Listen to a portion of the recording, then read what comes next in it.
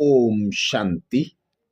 सतगुरुवार के भोग संदेश में बाबा ने हमें विशेष इशारा दिया, कैसे लक्ष्य और लक्षण को समान बनाना है, कैसे बाबा पर पूरा समर्पण होकर बाबा से मदद प्राप्त करनी है।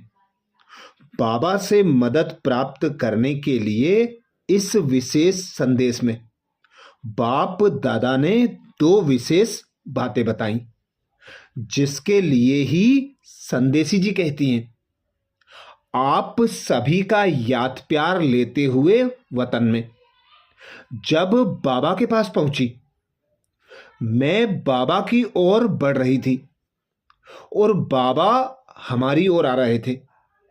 ऐसे बाबा से मिलन हुआ। बाबा ने मुस्कुराते हुए बोला, बच्ची आज क्या समाचार लाई हो?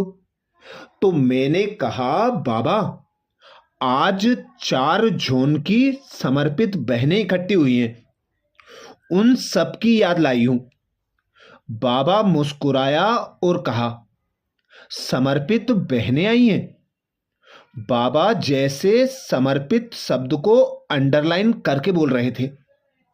बाबा ने पूछा, बताओ समर्पण की निशानी क्या है? मैं बाबा के आगे क्या सुनाऊं? मुस्कुराती रही। तो बाबा ने सुनाया कि समर्पण उसको कहते हैं जो आदि अर्थात पहले दिन से अपने लक्ष्य प्रमाण लक्षण धारण करते और चलते आ रहे हैं। जिनका लक्ष्य और लक्षण समान है उनको कहते हैं समर्पण। मैंने कहा, बाबा यह तो सबका होगा ही। बाबा ने कहा, नहीं बच्ची, पहले दिन का जो लक्ष्य होता है वह बहुत उमंग उत्साह का और ऊंचा होता है। फिर जब लक्षण धारण करने पड़ते हैं तो उसमें लक्ष्य के प्रमाण लक्षण में फर्क पड़ जाता है, क्योंकि जिस लक्ष्य से आते हैं उस लक्ष्य को प्राप्त करने व मंजिल तक पहुंचने के लिए बीच में जो रास्ता तय करना पड़ता है, उस रास्ते में जो साइड सीन आती हैं, जिसको आप परिस्थितियां कहते हो, वह लक्ष्य प्रमाण लक्षण धारण करना भुला देती है। पहले सभी का लक्ष्य रहता है कि जीवन को श्रेष्ठ बनाना है, लेकिन चलते चलते जीवन बनाने का लक्ष्य जीवन बिताने के लक्ष्य में चेंज हो जाता है। पीछे जा नहीं सकते, आगे चल नहीं सकते, इसलिए चलना ही है। यह लक्ष्य और लक्षण में फर्क पड़ जाता है। यह राज जैसे बाबा सुना रहे थे। बाबा ने कहा, बाबा इसको ही कहते हैं लक्ष्य और लक्षण सदा समान रहे।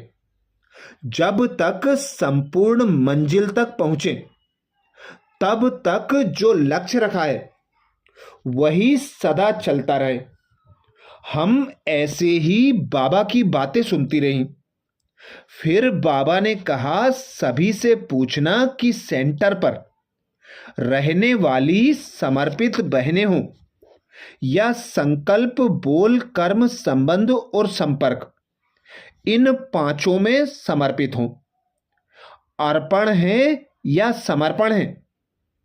मैंने कहा, बाबा यह तो सभी समर्पण की लिस्ट में है।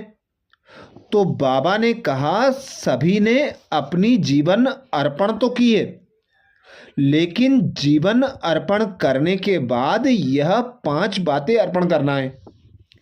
इसको कहते हैं समर्पण, अर्थात सब कुछ अर्पण।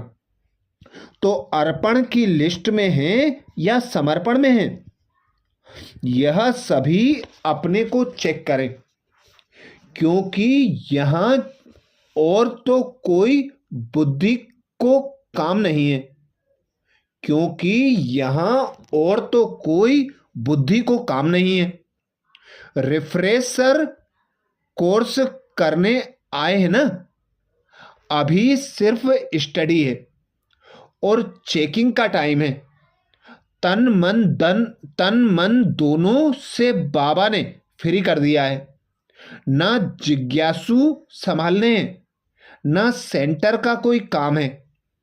यह जो समय मिला है, इसमें एकदम अंतर्मुखी होकर अपनी चेकिंग करो कि सचमुच समर्पण और अर्पण में क्या अंतर है।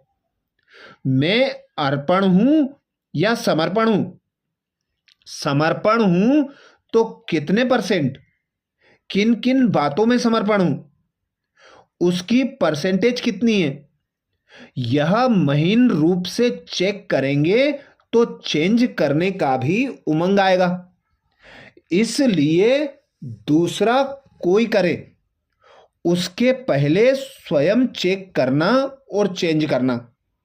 फिर बाबा ने कहा, बाबा को एक बात की बहुत खुशी है। मैंने कहा, बाबा किस बात की आपको खुशी है? तो बाबा ने कहा, बाबा को खुशी है कि इतनी कुमारियां आत्मघात से बच गई। सुसाइड करना वह तो जिए घात है, लेकिन विकारों में फंसना यह है आत्मघात। इतनी मेरी कुमारियां आत्मघात से बच गईं। साथ साथ ब्रह्मा कुमारी बनने की, योगी जीवन बिताने की हिम्मत रखी है। यह दूसरी खुशी है। तो बाबा बच्चों की हिम्मत पर खुश है। यह हिम्मत तो बहुत अच्छी रखी है, लेकिन हिम्मत का रिटर्न है बाबा की मदद। बाबा जो बच्चों की हिम्मत देखकर मदद देता है, वह लेने में थोड़ा सा कमी कर देते हैं। बाबा जितनी मदद देता है, वह मदद अगर बच्चे लेते जाएं और चलते जाएं तो पहाड़ जैसी परिस्थिति भी स्वस्थिति में बदल जाए। लेकिन बाबा जो मदद देता है, उसको लेने के लिए दो बातें चाहिए। पहली बात, एक तो इकोनॉमी की बुद्धि चाहिए। पहली बात, एक तो इकोनॉमी की बुद्धि चाहिए। दूसरा, एकाग्र बुद्धि चाहिए। इकोनॉमी में बाबा ने कहा, व्यर्थ संकल्प, व्यर्थ कर्म, व्यर्थ समय की इकोनॉमी हो। यह दोनों विशेषताएं जिनमें हैं, उन्हें बाबा की मदद 1000 गुना मिलती है और उस मदद से उड़ते रहते हैं। लेकिन संकल्प की, समय की, बोल की, कर्म की जो इकोनॉमी नहीं करते, वह कभी एकाग्र बुद्धि नहीं हो सकते। और जहां एकाग्रता नहीं है, वहां बाबा की मदद कैच नहीं कर सकते। बाबा ने कहा, आप बच्चे मुझे बहुत अच्छे लगते हो, बहुत सहज उड़ भी सकते हो, लेकिन मेहनत क्यों करते? इसका कारण है कि बाबा जो मेहनत से बचाने की मदद देता है, वह कैच नहीं करते हैं। फिर मेहनत की लाइफ हो जाती है। इसलिए सभी बच्चों को कहो कि बाबा बच्चों के बहुत बहुत स्नेही और मददगार हैं। तुम बच्चों को कुछ भी सोचने की, मेहनत करने की जरूरत ही नहीं है। जैसे बाबा चला रहा है, ऐसे चलते रहो। बाबा को बच्चों पर रहम भी आता है, स्नेह भी आता है। बाबा के चेहरे पर रहम और स्नेह दोनों ही दिखाई दे रहे थे। फिर बाबा ने कहा, बाबा का आप बच्चों से जिगरी प्यार है। भले वह जिगर में कभी रखते हैं, लेकिन बाबा के जिगर में तो सभी बच्चे हैं ही। अच्छा चलो, तो तुमको एक दृश्य दिखाऊं। बाबा हमें ले चला। सामने देखा कि एक बहुत बड़ा हॉल है। पहले वह हॉल खाली था, सिर्फ बीच में एक दीपक जल रहा था। वह जगा हुआ दीपक बहुत सुंदर लग रहा था। बाबा ने कहा, बच्चों को मैं वतन में बुलाता हूं। बाबा ने संकल्प ही किया तो सभी बच्चे वतन में पहुंच गए और हाल में राउंड की रीति से बैठ गए। 4 सर्किल बन गए और बीच में दीपक जग रहा था। सभी का अटेंशन दीपक की तरफ था। मैं कोशिश कर रही थी कि देखें यह दीपक क्या है। बाबा ने हमारा संकल्प कैच करते हुए बोला, बच्ची, तुम दीपक को देखना चाहती हो? तो मैंने कहा, हाँ बाबा। बाबा ने कहा, देख कर आओ। मैंने देखा जिस स्टैंड पर दीपक रखा था उसका शेप हार्ट की रीति से था। उसके ही बीच में दीपक था। उसमें जो लो अर्थात ज्योत जग रही थी वह एकदम सीधी थी। उसका प्रकाश चारों ओर बहुत अच्छा फैल रहा था। उसके नीचे एक लिखत थी, बाप दादा की आशा का दीपक। यह नजदीक से ही पढ़ने में आता था। बाबा ने कहा, देखो बाबा बच्चों से क्या चाहता है। बाप की बच्चों के प्रति कौन सी आस है? बाबा की यही एक आस है कि मेरा हर एक बच्चा जो है वह राजा बन जाए। मैंने कहा, बाबा यह तो बहुत खुशी की बात है। प्रजा कौन बनना चाहता है?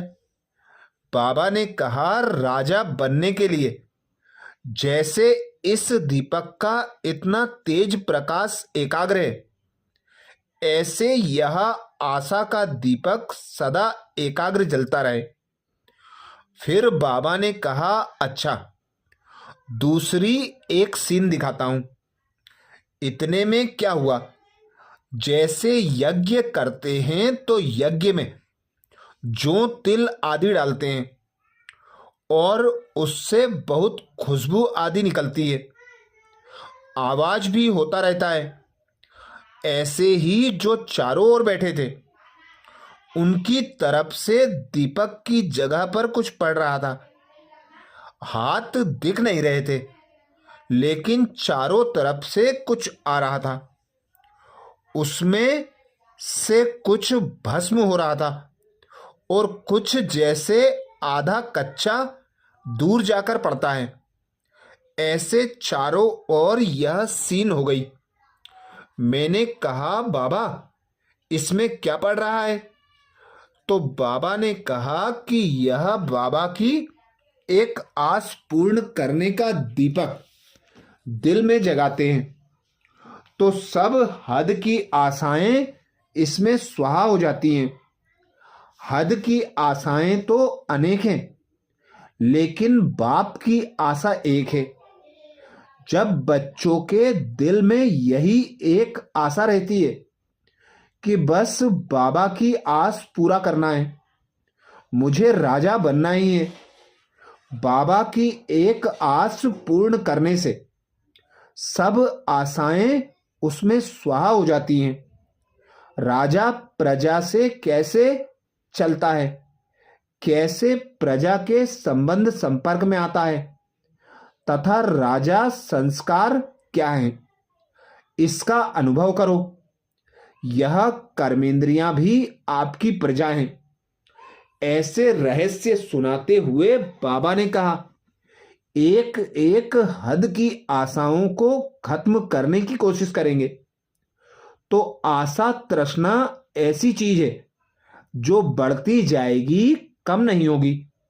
लेकिन एक बाबा की आशा को पूर्ण करना माना हद की सब आशाएं फटाफट स्वाहा होना। ऐसे कहते जैसे बाबा हर एक बच्चे को यही गिफ्ट दे रहे थे कि बाबा की आशा का दीपक जगाओ।